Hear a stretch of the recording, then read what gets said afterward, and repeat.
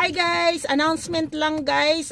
Calgary for Tatay Day on March 29 at 10 p.m. at Perry Winds Park. Muna siya ang venue, Elliston Park. Akong gibutang ang notice sa ako ang video. So muna siya guys. So adto ta magkita-kita ta guys.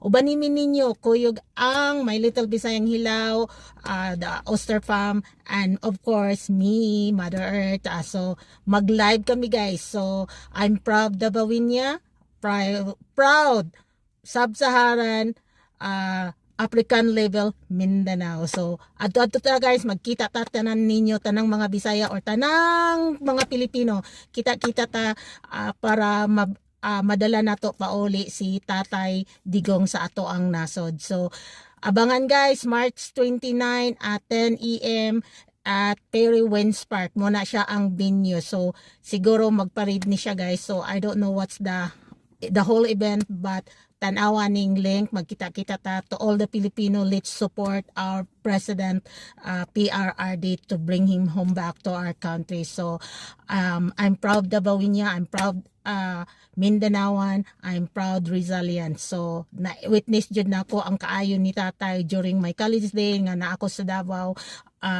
Nag-eskwela so kahapsay sa Davao, kalinaw sa Davao kaniadto on my time while he is a mayor and vice mayor. So na-experience na ako na siya guys. So mao nang love na ko kay si Tatay Digong. In fact akong asawa nag-support pod kay Tatay Digong. So kita-kita ta guys, My Little Bisayang Hilaw will be live during March 29 Calgary for Tatay D. Okay guys, bye.